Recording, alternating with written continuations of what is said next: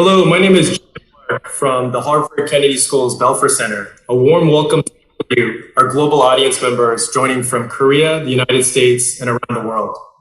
The Korea Project at Harvard Kennedy School's Belfer Center is proud to partner with the Korea Foundation to host KF Virtual Dialogue 4, Korea, United States.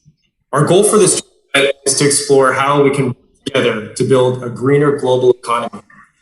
To get us underway, Dr. Geun Lee, President of the Korea Foundation, and Dr. Francesca Giovannini, Executive Director of the Managing the Atom Project at the Harvard Kennedy School, will be delivering opening remarks. By way of introduction to bios, Dr. Geun Lee was appointed President of the Korea Foundation in September 2019. Prior to joining the foundation, he was a Professor of International Relations at the Graduate School of International Studies at Seoul National University and former Dean of the Office of International Affairs at Seoul National University. Before joining the National University faculty, he served as a professor at the ROK Ministry of Foreign Affairs, Institute of Foreign Affairs and National Security. Dr. Lee received his BA from Seoul National University in Political Science and MA and PhD in Political Science from the University of Wisconsin at Madison. After Dr. Lee, Dr. Francesca Giovannini, who is the Executive Director of the project and Managing the Atom at Harvard Kennedy School. Dr. Giovannini served as Strategy and Policy Officer to the Executive Secretary of the Comprehensive Nuclear Test Ban Treaty Organization based in Vienna. In that capacity, he oversaw a series of policy initiatives to promote CTBT ratification as a confidence-building mechanism in regional and bilateral nuclear negotiations, elevate the profile of CTBT in academic circles, and promote the recruitment of female scientists from the Global South. Dr. Giovannini received her doctorate from the University of Oxford and 2 masters from the University of California at Berkeley. To start off with remarks, I'll turn it over to Dr. Lee. Over to you, Dr. Lee. Thank you, John, for your very generous and kind introduction. Good morning, good evening, everybody. Dear distinguished guests and friends from all over the world.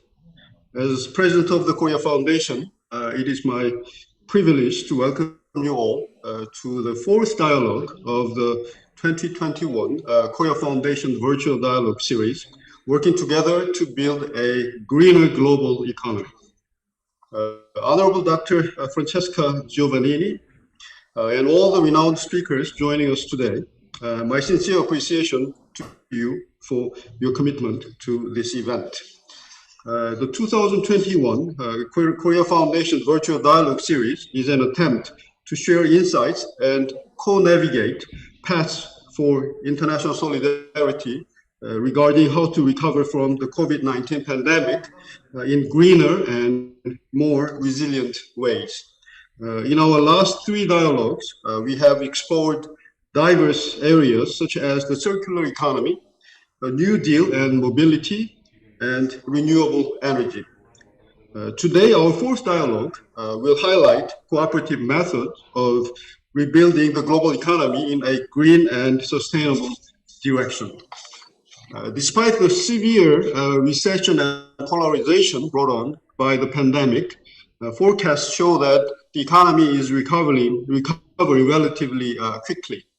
Now, the issues that we must pay more attention to are how we will recover and in which direction. Values such as sustainability, resilience, and responsibility deserve focus as we work to secure our future. In this spirit, we are currently witnessing many leading countries introduce greener measures for economic prosperity. This is the Green New Deal.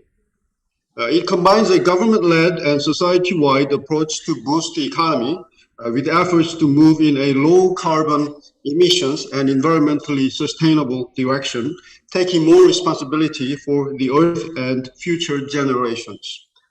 Such practices to strengthen environmental sustainability can provide us with new opportunities to stimulate the economy. More importantly, they will improve the durability of mankind and the planet alike. In this way, the COVID-19 pandemic has a silver lining, a chance for us to reflect and fundamentally restructure our system. Narrowing our focus to our two countries, in particular, Korea and the United States share the same goal of reaching net zero emissions by the year 2050. We are actively implementing green economic rebuilding plans. The Korean government has contrived the Korean New Deal, focusing on 10 key projects as it aims to transition to a carbon neutral economy. Korea is also striving for international cooperation and has hosted the P4G summit meeting as part of this initiative. Likewise, the United States is emphasizing its response to climate change and utilizing greener measures, such as pursuing renewable energy to revitalize its own national economy. As we all know, a green and sustainable world cannot be accomplished by the endeavors of one nation alone. It demands collective efforts from international society. With this in mind, I expect today's dialogue to serve as a meaningful platform to cast light on this significant agenda and draw ideas for collaboration between Korea and the United States. For this, we are extremely lucky to have with us a great array of prominent experts covering a wide range of topics. Before I close, please allow me to express my special thanks to the Harvard Belfer Center and Dr. John Park, and to all our invited experts. I hope you all enjoy this event. Thank you very much. Thank you so much, Dr. Lee. And I'll turn it over to you, Dr. Giovannini. Thank you. Thank you, John, and good evening to all of you around the world. Thanks for joining us. Welcome to what promised to be an engaging and timely conversation on how the United States and South Korea can work together to build a greener global economy. All too frequently, inaction on climate change is blamed on its potential harm to the economy. The Belfer Center is proud to co-host this conversation with the Korea Foundation, and to you, of course, President Lee. Through our partnership this evening, we seek to offer a unique virtual platform for practitioners and scholars of both countries to exchange views on what institutional and technological changes ought to be made so as to make a transformational leap towards a sustainable society that enables us to keep the world below dangerous climate warming.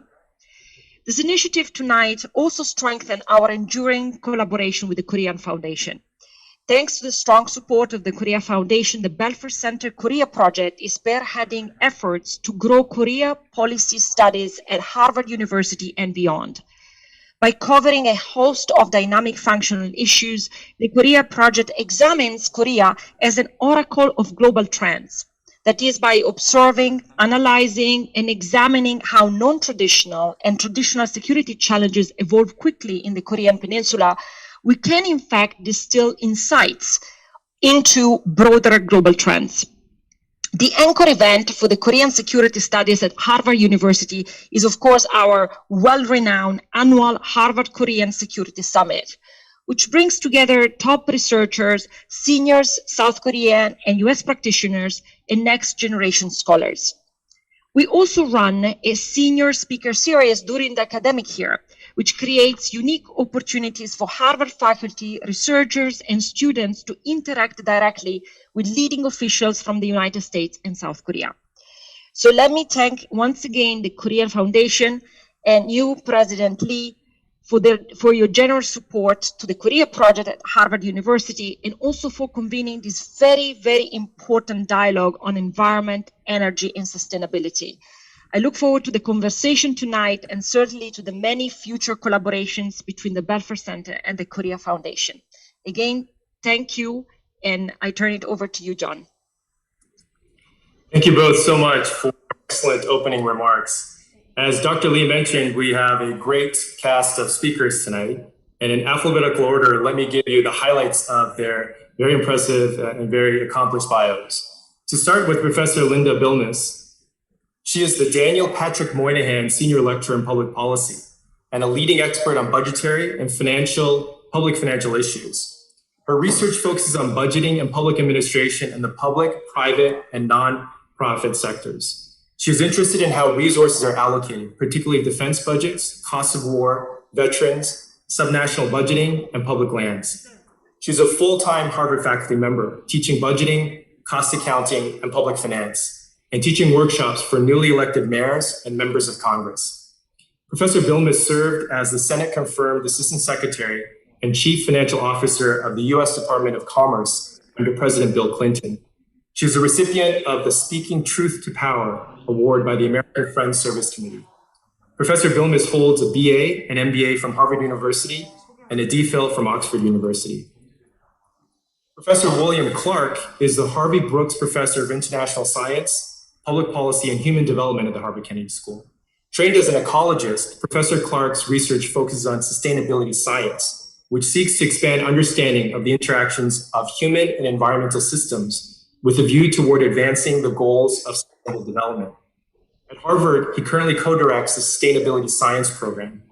Professor Clark is a recipient of the MacArthur Prize, the Humboldt Prize, the Harvard Kennedy School's Carballo Award for Excellence in Teaching, and the Harvard College Phi Beta Kappa Prize for Excellence in Teaching.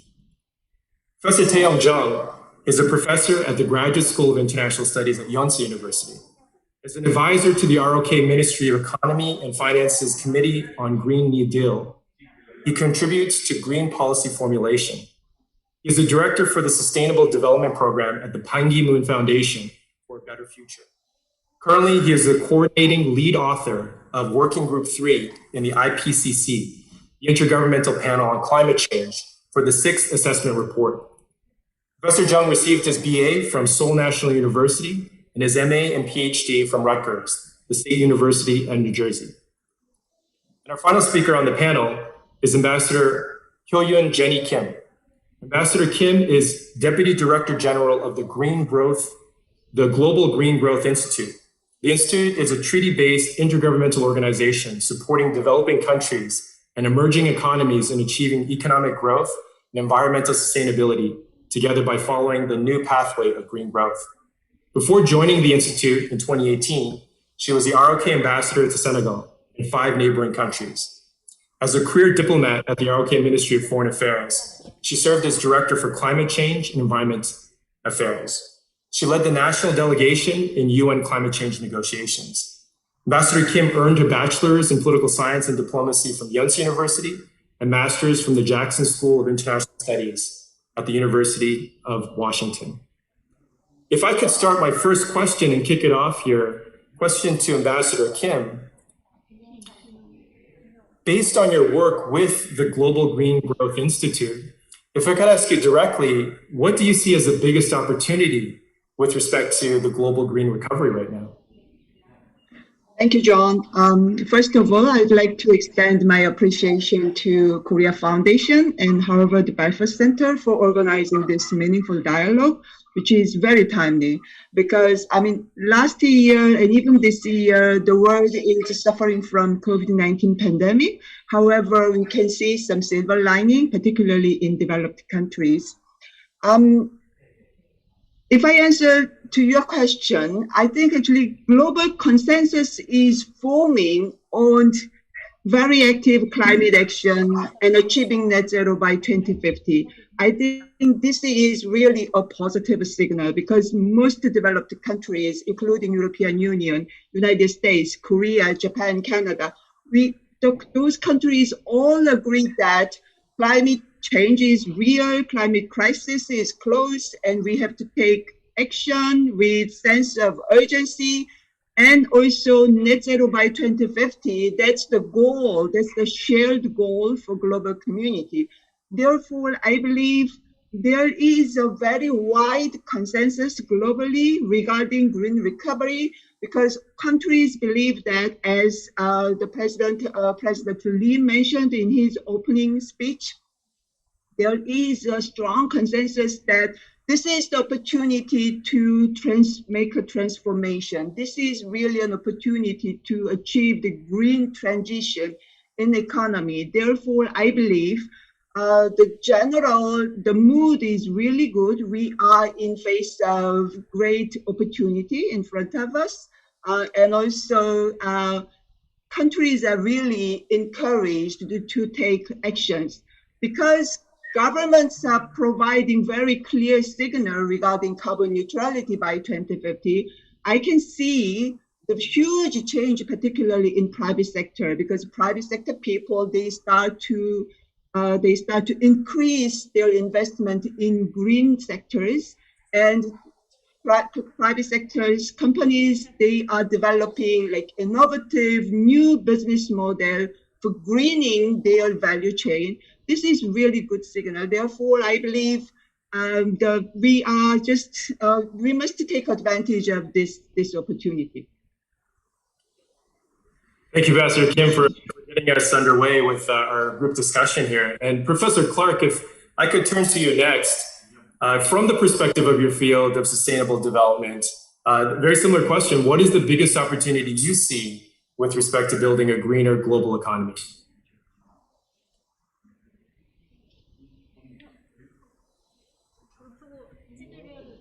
Try again. So it's a very profound question. And I think, though there are many ills of current society that have been thrown into high profile by COVID, we need to look beyond this to see what a cataclysmic assault on the adequacy of the world order has to say to us about where should we be going next. And I think in some sense, the answer is, one of the answers is straightforward, which is to suggest that we, especially perhaps in the West, perhaps taking examples from our Korean colleagues, need to seriously rethink what we see the appropriate role of government to be.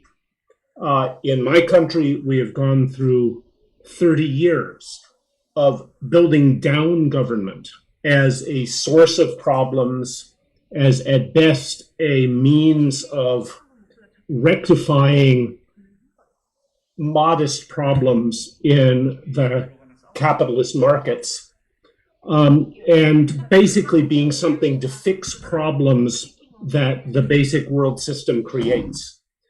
And I think what the COVID crisis, the climate crisis, the inequality crisis lay bare is that we need to go back to a vision of governments as both creating visions of what kind of society we want to be, and then building up the competence and capacities of government arrangements at the national, international, and local level to execute and implement those visions. I think we have common consensus, as Ambassador Kim has stated, on the notion of something like a Green Deal, a Green New Deal of good jobs and a healthy planet as the centerpiece of that vision of what we are trying to create. But I think we shouldn't fool ourselves that the opportunity there is not for modest adjustments at the edge to what we tax, what we prohibit, and so on, but a vision building notion in which governments must take the lead to creating a view of what kind of a world we believe we ought to and can shape with one another together. So I think that's the opportunity. Re-envisioning, reimagining the world we ought to be in the 21st century, and re-envisioning the roles that the positive vision shaping roles that government hold in creating that vision. Thank you. Thanks so much, Professor Clark. With that as a great background, if we get into a bit of a deeper dive on a specific issue, my next question to you is, Professor Bilness, in your research, you've made a very, very compelling case for a concept that you call natural capital accounting. First off, what is that, and why is it important to value nature?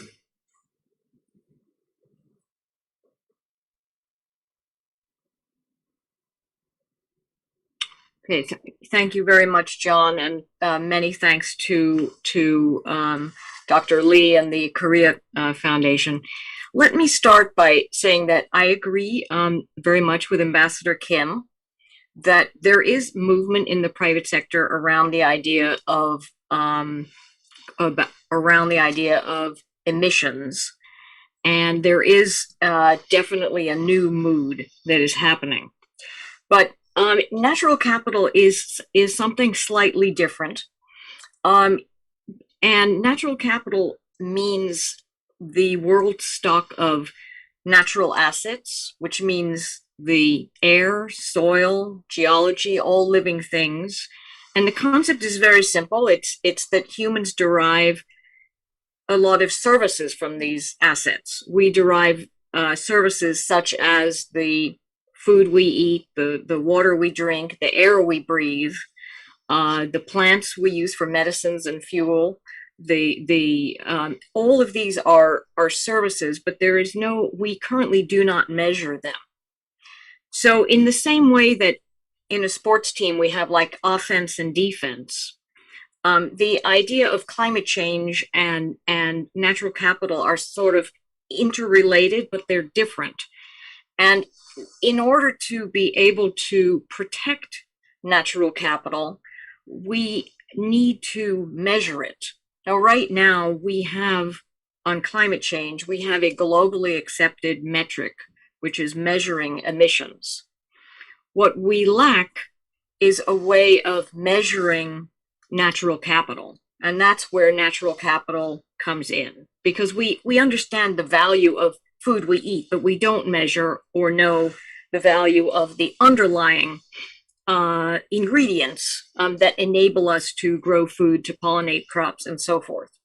But these are very valuable assets. They have been valued, I mean, in some sense they're priceless, but they also have been valued in monetary terms around $150 trillion worth of services.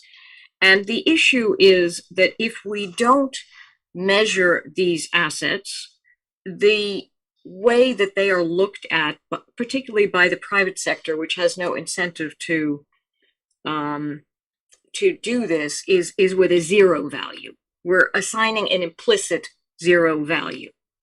So I am quite an evangelist on this. I can certainly talk for a long time, John.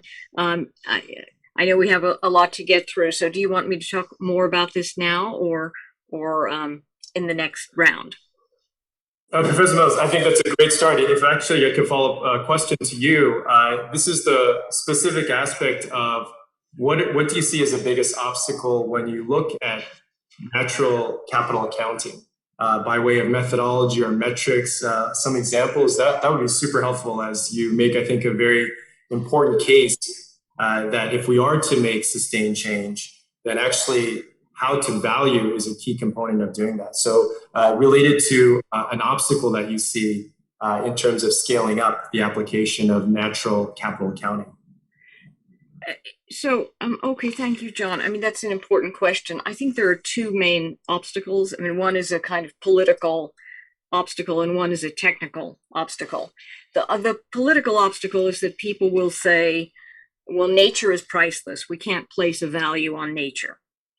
And to some extent that is true, but it's also, in terms of public policy, it's nonsense, because every single day, the way governments decide where to build an airport or a dam or how much my left arm is worth is based on, it's crass, but that is the economic valuation that enables us to set regulatory policy and to set all policy that we undertake as governments. And certainly in the private sector, every single day, we are placing values on different kinds of activities. So it's not, the second, I think, more challenging issue is the technical mechanism of actually doing this. So let me give you an example. The President Biden has proposed that the United States, which is way behind as we embark on natural capital accounting, which is being done by 90 countries around the world, and the United Nations is a leader in this, as well as organizations like the Paulson Institute and the Global Green Institute and many other organizations and private sector companies. But to give you an example, President Biden wants to plug up old oil and gas wells and abandoned mines in the United States, which he's urging Congress to spend $16 trillion on this. Now, we actually don't know how many of these there are, but a recent study suggests that there are at least 450,000 old oil and gas wells and abandoned mines in the United States, which are covering millions of acres, mostly in forests, grasslands, and croplands. Now, if we were valuing that land, which is extensively across crops, in terms of the value of crops alone that would be produced on it, that would be a $14 billion value. If we valued just the amount of carbon that could be sequestered in this land, that is $8 to $10 billion at least. And you very quickly can go on and find that by valuing the value of cleaning up those oil and gas wells far exceeds the value of, the value of having those assets as intact assets rather than depleted assets is enormous. However, we don't have a mechanism right now for doing this. Now, the way, I originally worked in the private sector. In the private sector, if you have the concept of depreciation. You have a brand new truck that you can depreciate it when the truck no longer works. That's a liability on your balance sheet. If I'm a private sector manager, what I need to know is what are my assets and what are my liabilities. So the worldwide accounting system can be essentially harnessed in order to do this, and the UN has set up a very good framework for doing this. If I can say one more obstacle, just to finalize your question, is that in order to do this, you have to create some bedfellows that are not normally bedfellows, which is scientists, economists, and accountants. And one of the challenges is just getting accounting and economics and science to work together to create these systems of valuing natural capital.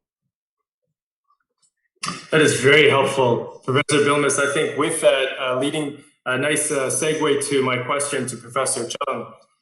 As you reflect on the work that you have done in terms of academic research, policy research, but also government advisory work, and also including to that the IPCC work, my question to you, Professor Chung, is going to the original sparking the starter question here.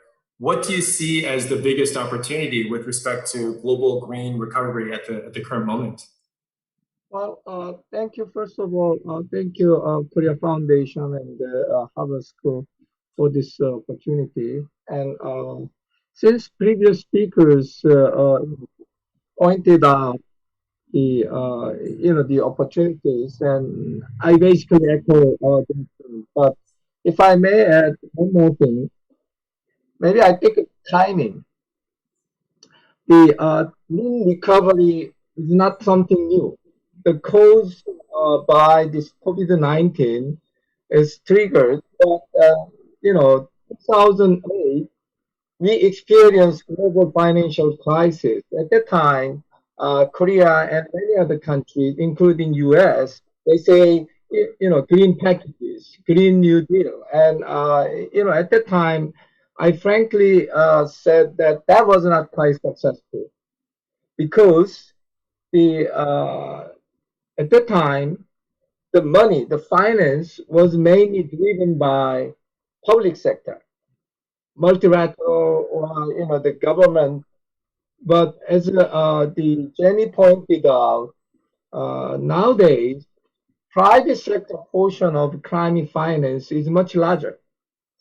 Second, the second timing issue is a technology factor. At the time, 13 years ago, we keep also saying that the green technology is important, but green technology was not enough to implement these green recovery packages because we need other technologies. And nowadays, green plus digital technology, green plus smart technology can make the private sector to provide more reasonable practical solutions. So I think the money and technology, and now the third point that I have to mention, I think U.S. government was the biggest uncertain factor for climate change issues, because now democratic parties, they are great. They're very much aggressive for pushing this global climate agenda. Bill Clinton, Obama, and now Biden administrations, they are very active and very aggressive. But on the other hand, the Republican government, George Bush Jr. and the Trump period, U.S. was the biggest hurdle to push this global agenda. So, now fortunately, as again our Ambassador Kim mentioned, the global community, regardless of their economic development stage, developing countries, developed countries, almost all countries, they declared, the carbon neutrality by 2050. Even China, they said, 2060, they're going to make it. So this is, in my opinion, for the first time, two biggest CO2 emitter in the world, China and US, they say, okay, let's go together.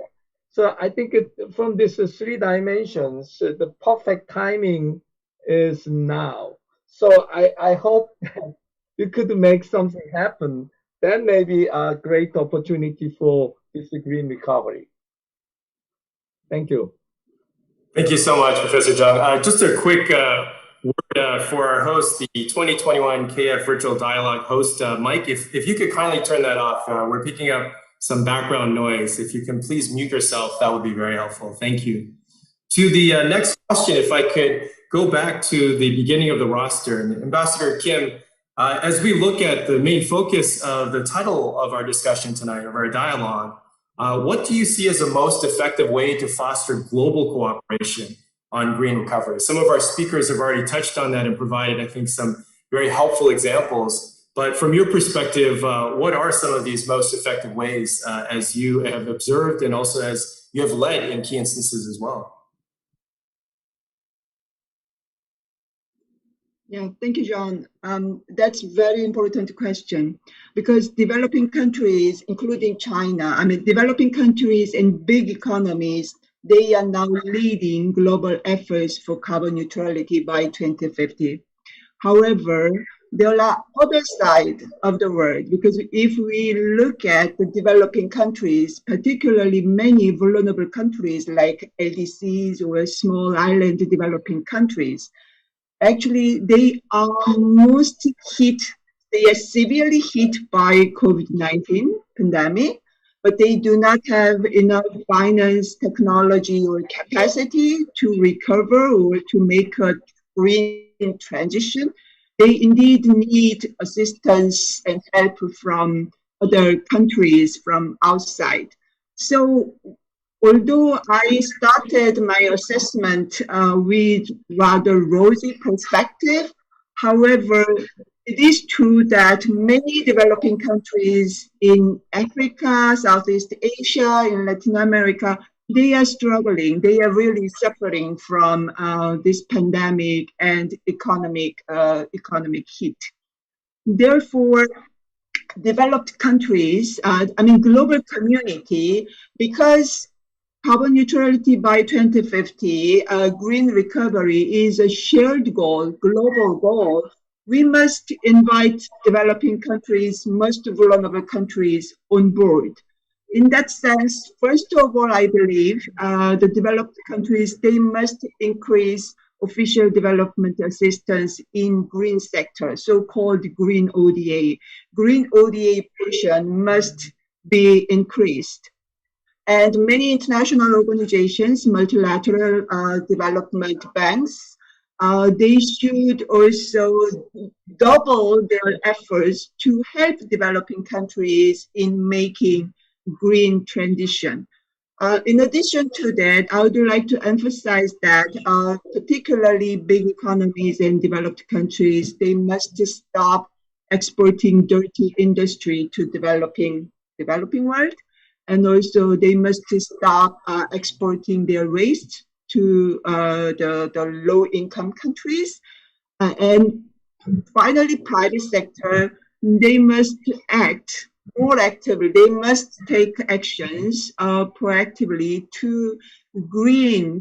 for greening their whole value chain. Particularly these days, multinational enterprises, they are doing their business globally. They have factories, shops, they have their business all over the world. Therefore, if those big enterprises, they start greening their whole value chain across the world, it will really bring about benefits to developing countries. So when we are talking about green recovery, we should not talk about United States, European Union, or Korea or China, developed countries and big economies. We must look at with seriousness the underdeveloped countries, least developed countries, the small island countries as well. That's what I want to say, John. Terrific. Thank you, Ambassador Kim. And from that perspective of developing countries and sustainable development, Professor Clark, the question to you as well. It seems like you can have the best laid plans, but if we don't have a strategy for increasing effectiveness in terms of cooperation, that is a critical link here. And so to you, Professor Clark, what do you see as the most effective way to foster this type of global cooperation at this inflection point? Well, the answer, of course, is I don't know. Thinking about the challenges you and Ambassador Kim and the others have posed, though, I think we need to be very careful that in looking at global cooperation, we don't make it simply cooperation that makes us feel better about the pathway that we're on. I completely believe Ambassador Kim is completely correct that one must pay attention to value chains, must hold global corporations accountable for responsibility down the value chains and so on. But if we are going to move beyond, if we're going to use this crisis and the appalling number of deaths and suffering involved with it, if we're going to use that to move beyond simply getting by until the next crisis hits us, I think we need to take a vision of cooperation for what? It's not just cooperation for limiting the spread of COVID. It's not just cooperation for limiting the emissions of carbon. The colleagues I talk to in poor corners of the world, whether that's in my own nation's cities or in the other side of the planet, they're not unaware of these problems, but they're not at the top of their lists.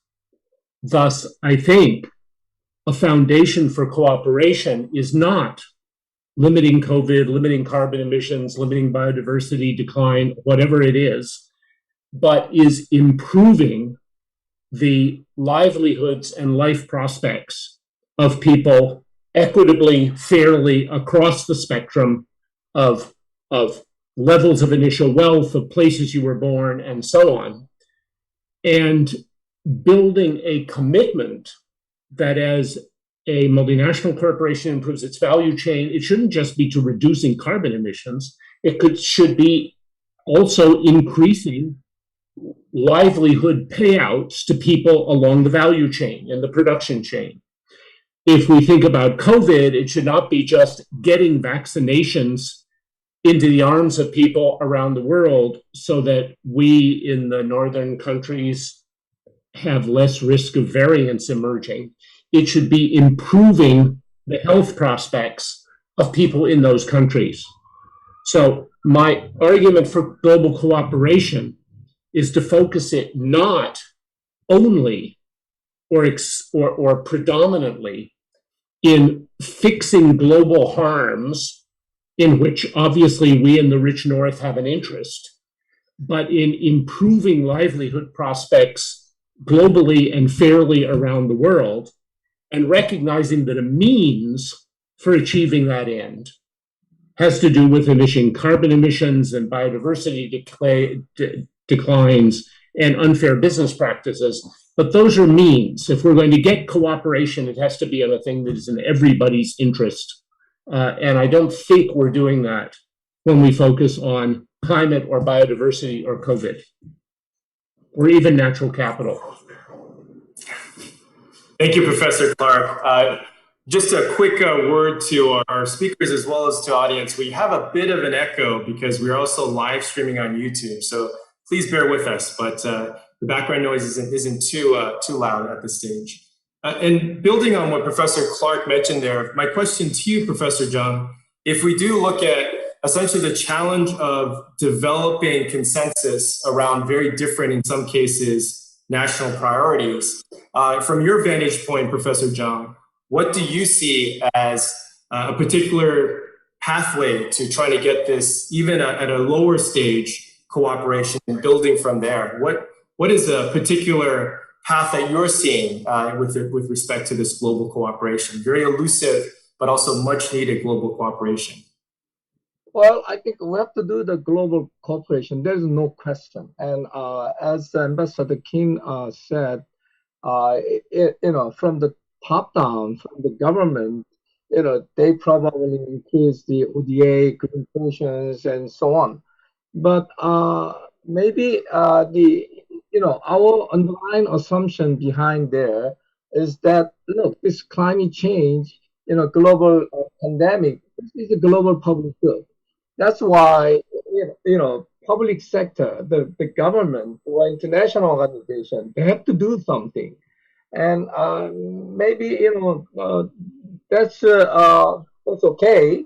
But if we frankly evaluate the last 30 years performance of the human community to deal with climate change from that angle, I don't think we are quite successful. For last 30 years, what we have done is, saying something without action. So now, I think based on our 30 years experience, the human beings, the human system, wait a minute, that's not enough. So what's the alternative? Maybe we extend the concept rather than the global public good. If we say this is global common goods, then not only public sector, but private sector, they should play their roles more actively. So my suggestion for the global collaboration is this one. What we have done so far is we are too much biased to this top-down approach. Government allocate the money, and international organization, they give the money to the developing countries and so on, and do it for. We know that it doesn't work.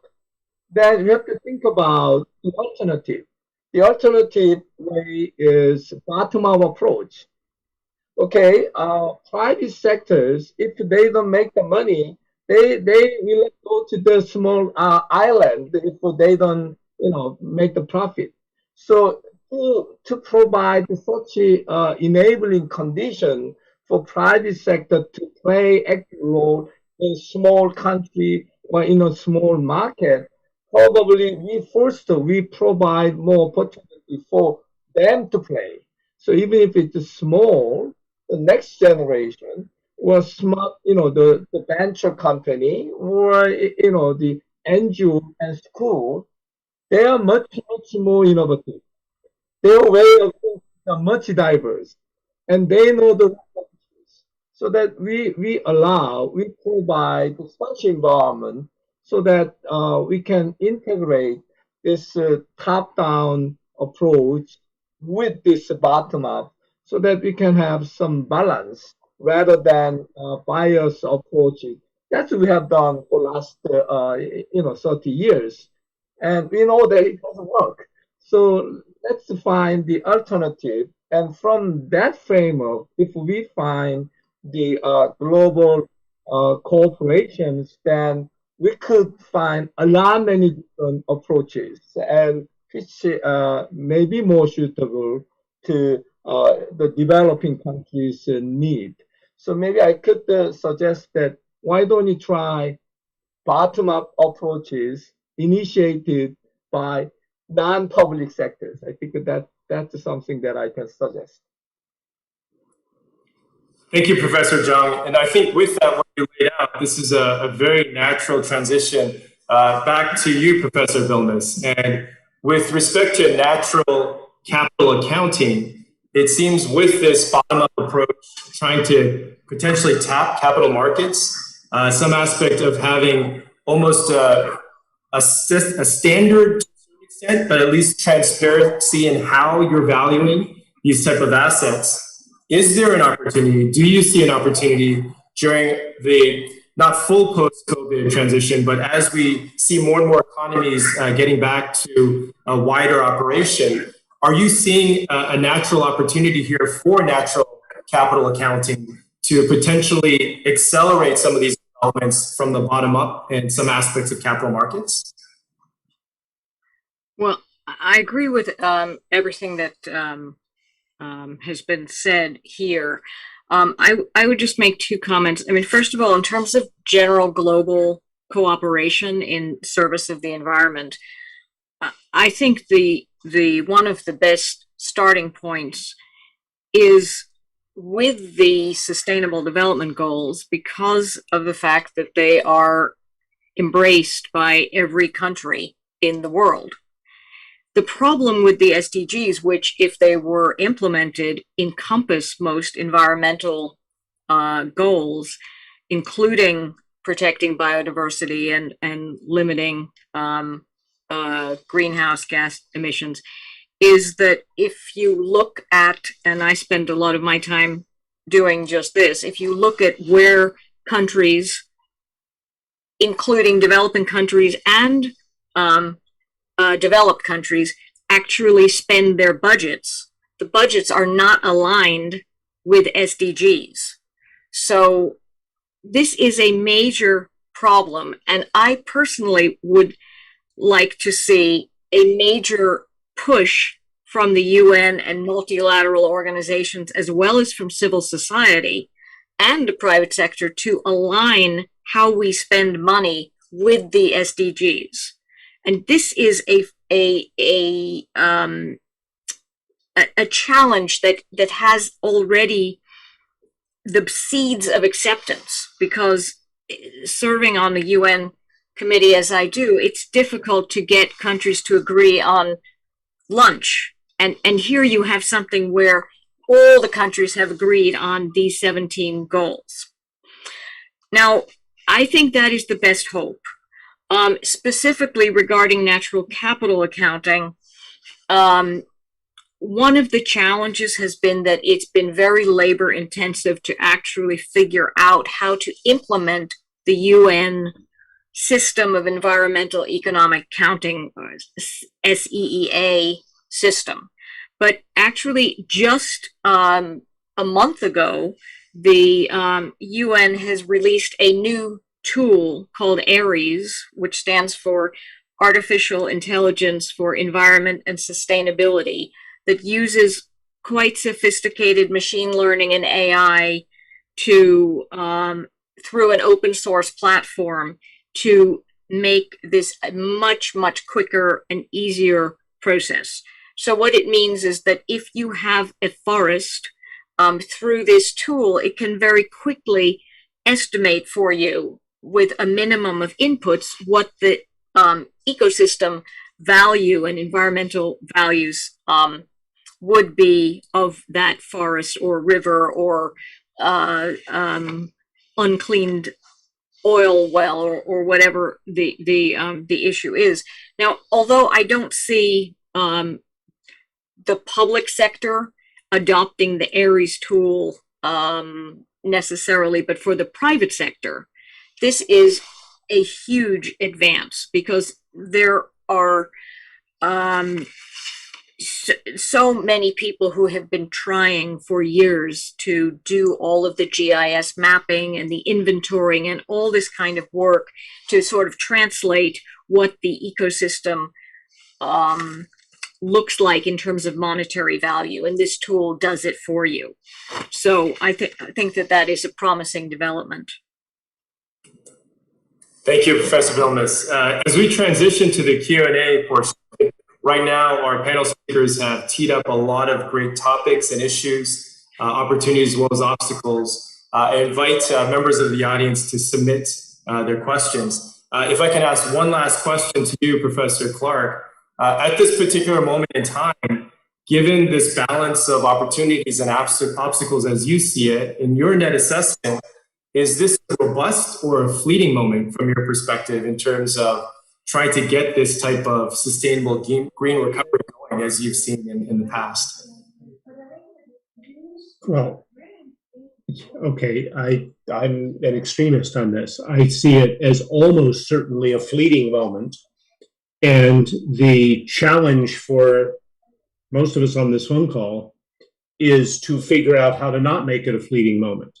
The relaxation situation from this is that the incumbent interests, whether they're in fossil fuels or soybean production or exploiting workers or whatever, will almost certainly simply swallow hard, make some incrementalist adjustments, and we'll be back where we were before, with a system of essentially private gain, minimalist government intervention, driving down the natural capital and social assets that Linda has referred to.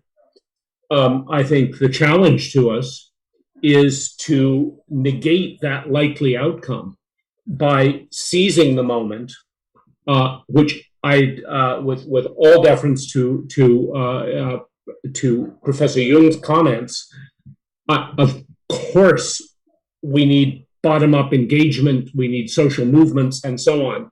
But unless government leaders, in the reality we face today, unless government leaders stand up and say, no, it's not going to go back to business as usual.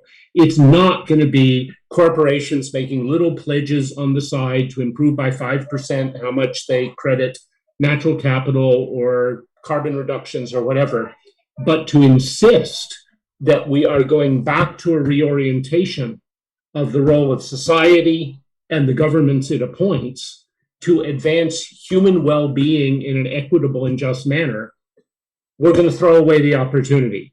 And all these deaths and all this suffering are going to be in vain. So I think, sure, we should talk about adjustments and little incremental steps we can make. But I believe history tells us that disasters and opportunities of the sort we're seeing right now are rare, and that the difference through history is which ones are seized by leaders, almost always in government, to advance a new vision of what we could be, versus which ones relax into a endorsement of the status quo with incremental variance. And if I were setting odds, I would say the odds aren't very good.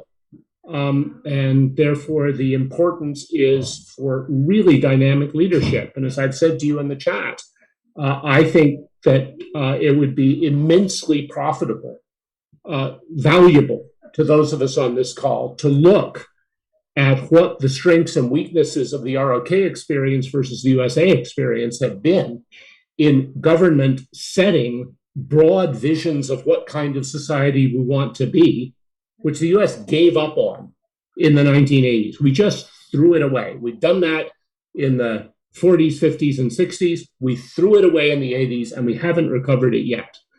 The ROK has not been perfect in this, but has persisted in saying there is a vision of the ROK in what we want to be and how we want to be there. And I think we should look at what the strengths and weaknesses of those distinctions are and face them squarely on.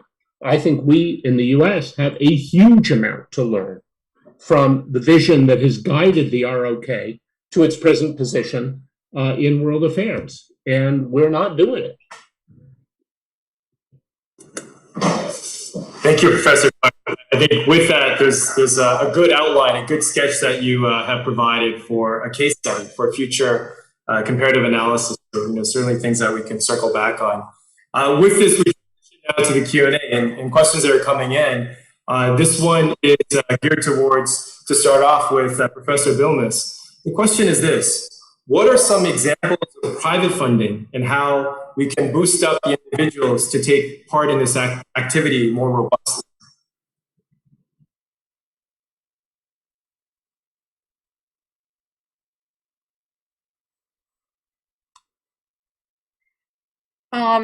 There is a global consortium of some 400 businesses and international organizations that have been involved in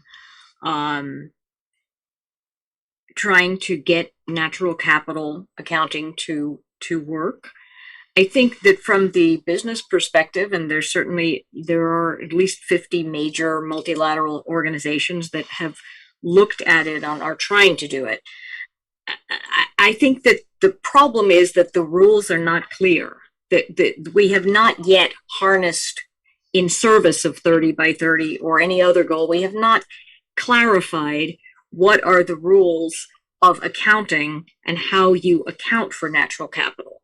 So, for example, the oil and gas industry has got an enormous footprint worldwide, and if for the oil and gas industry, if the land and water that were used were valued as an asset, and when it was intact, and then after the oil well was closed, it became a liability, then it would be very clear, because all oil and gas companies would need to follow the same process for valuing their assets and liabilities.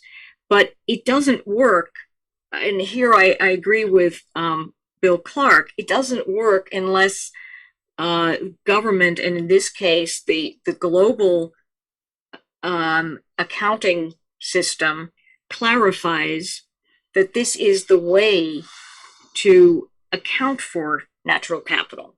And business cannot do it on its own without a clarification and a requirement to do so, because that levels the playing field. And I think there is a desire to do it, but there's no agreed, accepted framework for how to do it or requirement to do so right now. Thank you, Professor Bilmes. Question to you, Professor Jiang. The question, if I were to summarize it, is along this line.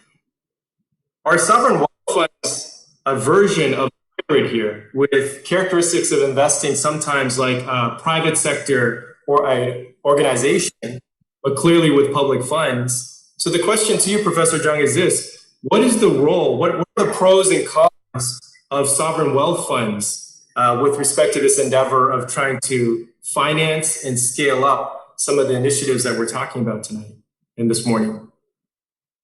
Well, I think definitely the public fund should play the trigger's role. I think, as Ambassador Kim said, the MBB and international organization, they think that they are doing a good job with the scale, but my sense is no.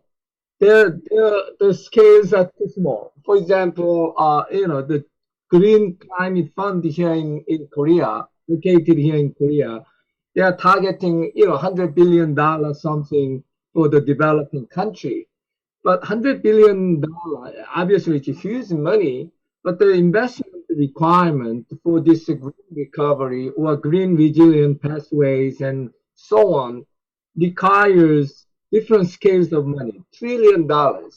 So that the public sector, as Professor William Clark said, the political will, leadership is very much important to trigger, to allocate this public money to this green.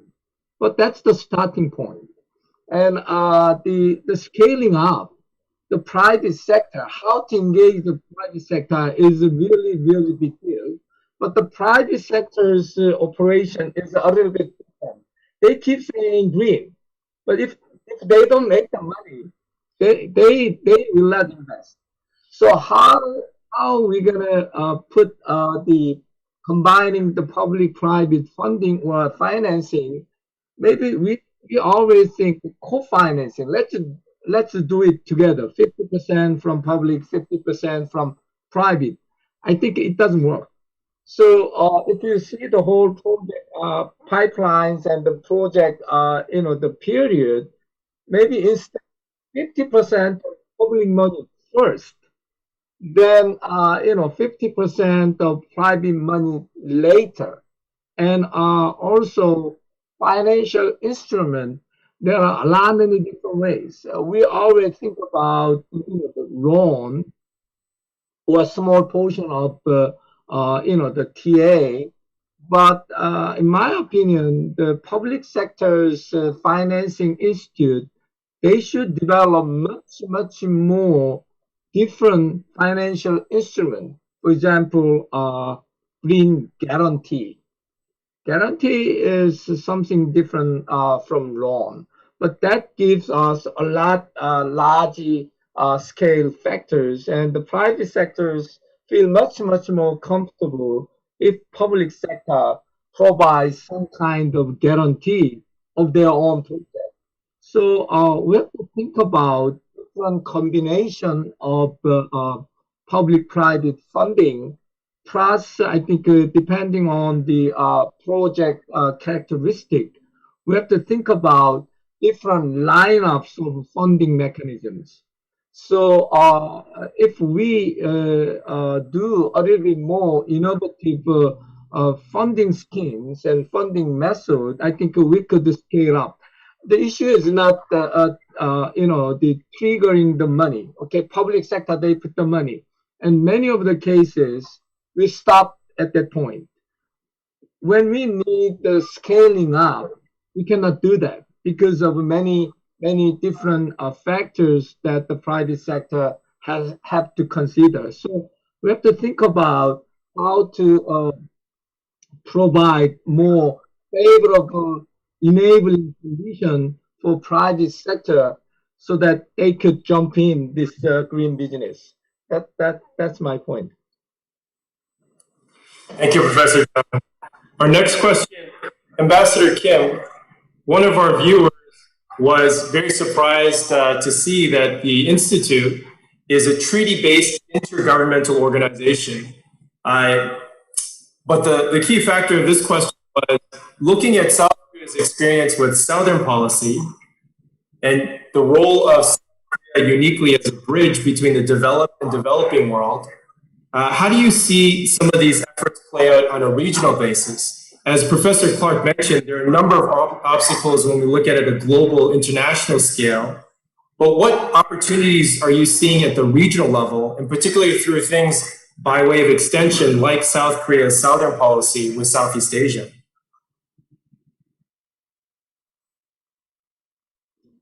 Thank you. That's very relevant question. Global Green Growth Institute, as you already mentioned, we are helping developing countries to achieve both environmental sustainability and economic growth. So we are helping developing countries to, first of all, set up good policies in line with the UN Sustainable Development Goals and Paris Climate Agreement.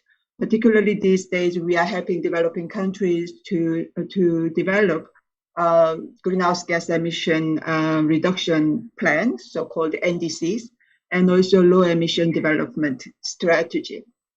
Once a developing country has clear target regarding sustainable development and carbon neutrality, and then the government must develop how to get there, so-called implementation plan or roadmap. And those implementation plan and roadmap will provide very important basis for private sector for their business development, for their investment plan. However, as many speakers already mentioned, many developing countries, their economic volume is small, the market size is small, and also therefore it's harder to scale up, as Professor Chung already mentioned. That's why regional program development is crucial. For example, GGGI is working for Mekong green development because the countries near Mekong, actually, their environment is very similar. They share same obstacles and challenges. Therefore, we are helping those countries to work together to develop good regional program. And in Central Asia as well, for example, Uzbekistan, Kyrgyzstan, Turkmenistan, Kazakhstan, those countries, they share many similar obstacles and problems. So if we are going to develop good regional program, then it gives good signal for private sector to invest because the market size become bigger and private sectors can see the opportunity to scale up their business. So in that sense, more and more regional program must be developed. GCGI is working for that. As far as I understand, many international organizations, MDBs, they are also now focusing on how to develop a regional program, not country by country, not piece by piece, but how to scale up the program. So yes, but it's not easy because sometimes countries, governments, they are egotistic. They are self-centered. So sometimes they believe, no, I want the program in my country, in my territory. However, from the broader perspective, from long-term perspective, actually regional program is more beneficial to the countries in that region. Therefore, very careful negotiation, diplomacy is also necessary to persuade national government to work together.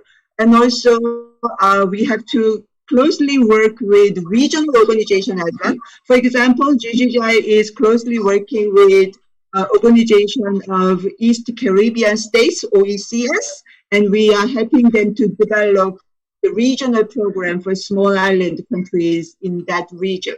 So yes, the question is very relevant. We must work further to develop regional programs so that private sector can find bigger opportunity. Thank you. Terrific. Thank you, Ambassador Geun. Professor Vilnius, I have a question for you, but before I get to it, I wanted to address the next question to Professor Clark. The Biden administration came in and made very clear that in its political priorities, the majority of those priorities would be domestic. And on the foreign side of the equation, COVID diplomacy would be a serious and an important consideration, but that there would be a lot of political capital put in terms of climate issues. And we saw former Secretary of State John Kerry appointed to the special envoy position there. How do you see the trend lines in this effort as it's clearly laid out in a very, I think, transparent fashion that this is going to be a top foreign policy priority for the Biden administration? How do you see the trend lines play out for the next 3 years, basically 3.5 years? I'm not sure I'm responding to the core of your question. I think that the present leadership of the United States understands that the country has the potential of exerting positive influence on the international arena, though not unilateral influence, and that many of us welcome an administration that has come back to exploring that role without assuming that it means we're dictating what's going on. That said, many of us who, let's say, valued the outcome of the last election are petrified with anxiety over how likely it is that, given the current state of the electoral base in the United States, any position taken by senior levels in the US government can persist. So I think that, though my preferred view would be a globalist but modest multilateral approach, which I think is what the Biden administration is taking, my realist self says, but how would any sane other country look at this given the chaos of recent American politics? And therefore, I guess I find myself pushing America to, yes, do what it's doing under Biden, but also to build initiatives in innovation, in building capacity at the level of local and national, regional governments around the world to exert themselves in a positive way in the front of both the crises we are facing and the crises that are due to come. So I was particularly heartened that my colleague and next door neighbor in my office, Samantha Power, was appointed to the leadership of the U.S. Agency for International Development, because I see the kinds of programs we institute through USAID and the ROK institutes on its own through other channels are the ones that are going to have the potential of building up sustained increments in capacity to deal with this crisis and the next crisis and the next crisis against a vision of what we are in a, say, a liberal modern state trying to achieve. And I wish I were more certain that our national leadership would always lead in that direction, but experience suggests that that would be stupid. So I'm trying not to be stupid, but hopeful. Directions I would like to see is us helping countries, regions, professional associations build capacity to continue the work around the world over the long term, taking advantage of good leadership when it emerges at the national level in the US or elsewhere, but being pretty robust to wacky leadership in the US or elsewhere when that comes up as well. I read a lot of fairy tales in my spare time to my grandchildren. Well, the component clearly is important with that leadership, so I feel they definitely inform. One informs the other. But thank you so much, Professor Clark. I think reading the tea leaves there and putting that into context really helps our global audience here. And Professor Bilmes, the question that came in for you was, if you look at the daunting challenges presented by the pandemic and now in the aftermath as we're all trying to dust ourselves off and return to some aspect of carving out our lives again, the question is basically, when you look at it from the perspective of developing economies, they're facing huge trade-offs between lives and livelihoods, health and wealth, etc. How would you advise in terms of prioritizing these challenges, helping navigate through these trade-offs? What would be some insights or pointers, advice that you would convey? Well, I mean, thank you to the person asking the question for a very important, profound question. I'm not sure that I have the answer to that question. I mean, I would say in a narrow sense that one of the reasons that natural capital accounting is important, it's particularly important for developing countries because of the fact that it involves changing the way we think about GDP and changing the way we think about what is value, to value countries based on their natural capital as well as their produced capital.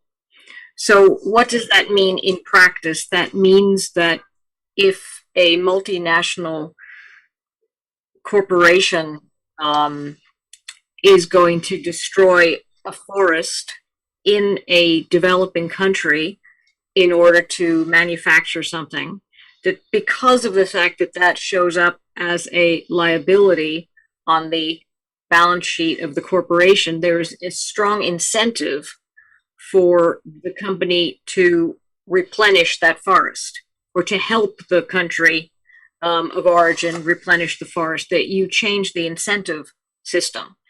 It also means that in terms of thinking through, as the UN calls it, it's thinking through the framework of beyond GDP, thinking about what value is, the value of many countries that are smaller countries and poorer countries becomes a value that in terms of national balance sheets is higher, giving them more leverage in capital markets, more leverage with multilateral lending agencies, and more incentive for developed countries to protect that capital, which is visible and seen. So I do think that this is very important, but of course, going back to the question in terms of how to prioritize, the message I would give for developing countries is that by protecting nature, the countries are protecting the most critical resource for air, food, fish stocks, breathing. I mean, that is not a trade-off. That is something that is always, that will benefit not only the globe but the locality. The question is whether that the value of doing that can be internationally recognized in a way that benefits the country as well as the small population that benefits directly from it. Thank you. I think with that consideration of all of the different factors there, and also another application with respect to natural value accounting, NVA here, it leads to an aspect of how we can manage processes, how we can develop systems and so forth. And it seems like MVA is one example of that. The question that comes next, and this one came over email from a university student in Korea, and frankly, this question is pretty stark. It's a very direct one. Is this not an opportunity for the top 1% to become wealthier, rather than an opportunity for some kind of rebalancing? Will these opportunities accrue disproportionately to the top 1%? And how do we address this? So it seems like it's a question directly related to income inequality, a lot of aspects of fueling populism, as we've seen it spread around the world as well. If I could first direct this question to Professor Jung, just to summarize, Professor Jung, the question was, is this not an opportunity right now for the top 1% to essentially increase opportunities for themselves, and not a moment where we can figure out a way for a sustainable green recovery and rebuilding a greener global economy? Again, a very direct question from, I think, a youth and next generation member of the audience.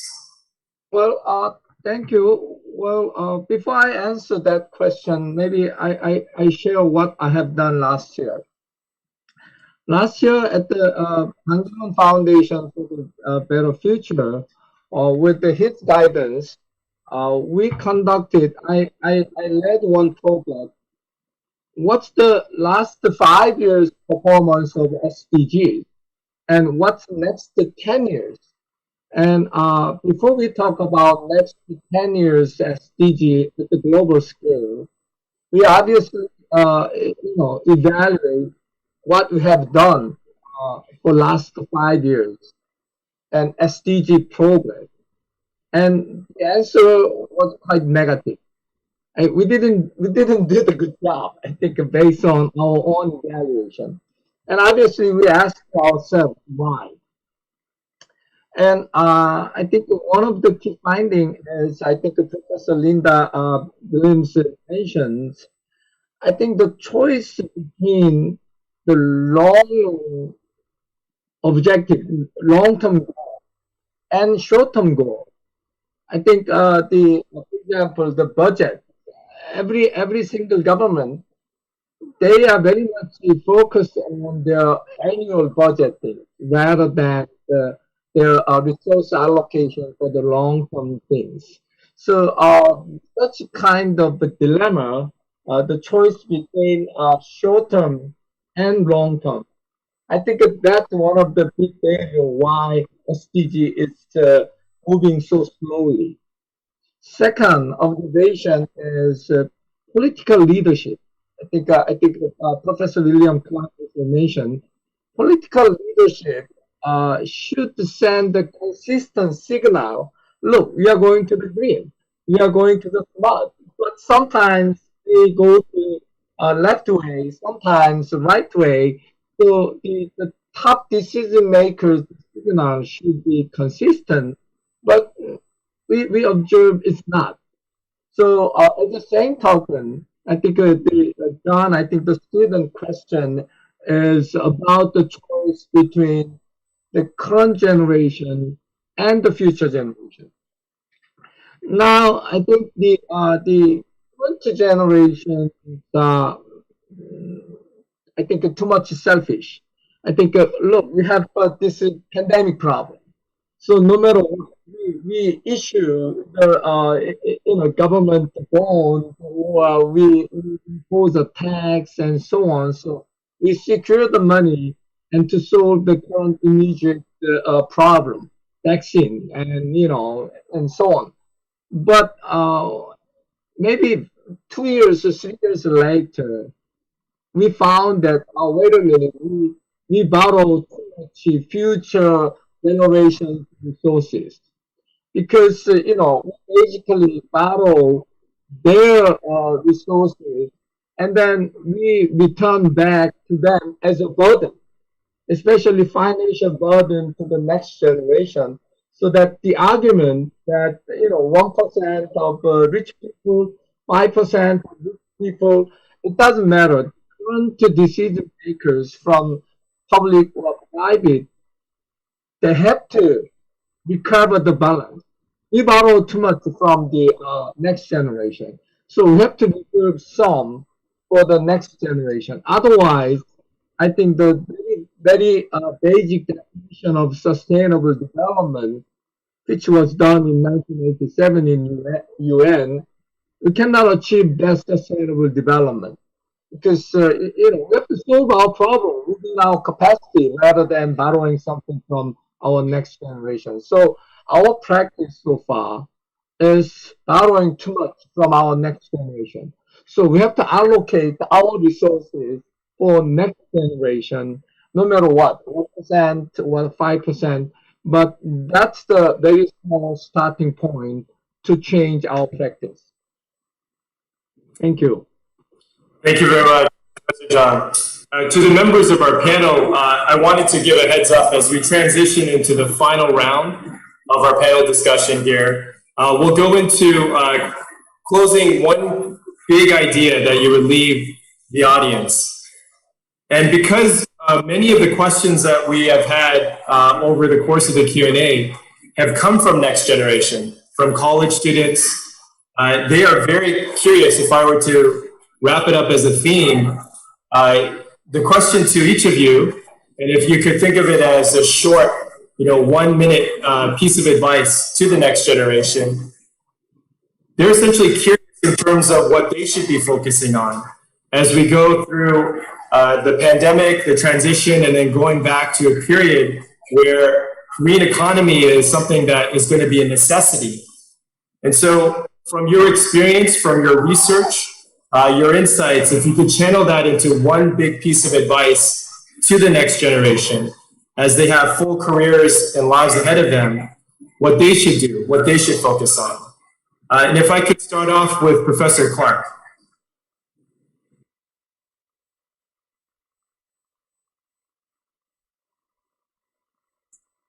Yeah, it's so nice to be called on to go first, John.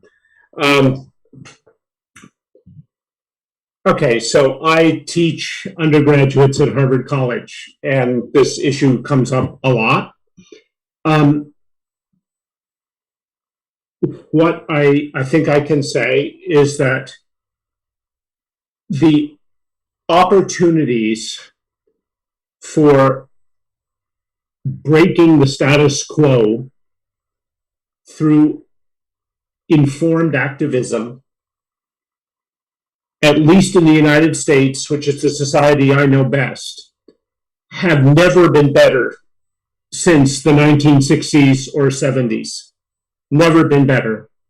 The country, in its politics, in its economics, in its private sector, in its civil society, are ripe for change. The huge question is whether this generation will step up to that change in ways that take a broad view of emphasizing equitable advancements in human well-being, not just for a few, not just for the present, but for all generations and for all people, rather than slide back into simply advancing good but marginal improvements in a status quo that I think COVID, if nothing else, has showed us simply is not working for 99% of the people on the planet. But the crucial thing I try to enlist in my undergraduates is this is not a time for despair. This is a time for serious, level-headed commitment that has a small but not zero chance of making a radical difference in the course of human affairs. So do it. Professor Clark, that's a very important and much needed message of agency. Thank you for that. If I could turn now to Professor Bilmes for your one big piece of advice to the next generation as they confront the opportunities and challenges related to the theme of our talk of building towards this type of global greener economy. What would that be? Well, this is a very big question. It's one that with our three sons, we discuss many times at the dinner table. My key message is that the incentive system in the world right now, the incentive system to greater or lesser degree, but in virtually every country around the world, makes it advantageous to destroy nature. That's where profit comes from. And the student who asked is absolutely right. There's been an enormous inflation of asset values. And some of that has come directly from the destruction of biodiversity and nature, because we don't measure it as wealth. It doesn't count. It's zero. And so we need to change the incentive structure in the world so that the incentive structure rewards protecting nature, decreasing emissions, and investing in long-term sustainability. And that means changing incentives up and down and sideways for the private sector, the public sector, and civil society, and for individuals. Professor Bilmes, that was a remarkable remark there. I think with the focus, what you've been consistently mentioning throughout our discussion here, it really hits the tone of stewardship. And in pricing and valuing something, the almost quantitative way of arriving that something is very precious and invaluable. I think that's a really powerful message that resonates here. If I could turn next to Professor Geun and your one big piece of advice to the next generation. Well, I think pick up the whatever feasible, tangible problem. I think you can pick up among those 17 activity goals and try to solve the problems. I think, the solution-based approaches, why don't you practice yourself? You pick up problem and solve it. And you keep practicing and training this kind of thing so that when you become the real decision maker, when you have the much larger scale capacity, you are ready to practice it. So I think that I could suggest pick up any small problem among those 17 SDG goals and try to find a solution. So I could suggest solution-based practice. Why don't you do it? And you're gonna be ready when you make a big decision. That's my small advice. Thank you. Thank you, Professor Jung. And with that, something very concrete in terms of focusing on problem solving. And granted, many and large problems ahead there, but certainly tying in the theme of agency and really building up the capabilities of problem solving. And then finally, turning it over to you, Ambassador Kim, to wrap up our session here with your one big piece of advice to the next generation. Thank you. Previous speakers, they already provided wonderful messages to the young people. If I just add, I think actually the voice of youth is more powerful than young people believe. The world is listening to what young generation is saying. I mean, just look at the case of Ms. Greta Thunberg. She was only 16 years old, but she spoke up and world leaders actually listened to her message. Therefore, now this is the time in world history that young people's voice is powerful, and young people's voice is indeed seriously heard. Therefore, I would like to advise to the young people, like, just please speak up, please raise your voice, and particularly the students, college students from Korea or from the United States, you are such a blessed one. Therefore, think about, bear in mind the young people in developing countries, and please think about how to work together, how to invite them on board. Therefore, just invite everybody on board must be your ambition, whatever career you are going to have in the future. Thank you. Wonderful. Well, as we transition to the final set of comments here, it now falls on me to thank you all. And I really wanted to send a message of gratitude to our speakers, our panelists. So you've been enormously generous in sharing insights from your tradecraft, the insights that you have developed and honed, and also the advice that you've shared in this last segment here. So to you, Professor Bilmes, Professor Clark, Professor Jung, and Ambassador Kim, thank you so much. And especially at times, either very early or late at night, you have been very generous with your insights and your time. And also, thank you to Dr. Lee and Dr. Giovannini for starting us off with terrific opening remarks here. And finally, on behalf of the Korea Foundation and the Harvard Korea Project, a special thanks to you, our global audience, for joining. You're all warmly welcomed to join the 2021 KF Virtual Dialogue 5, Korea, Australia, on July 1st at 4 p.m. Korea Standard Time, where the topic will be green technologies to enhance Korea-Australia regional collaboration. And finally, good night from Cambridge and good morning from Seoul. Thank you very much.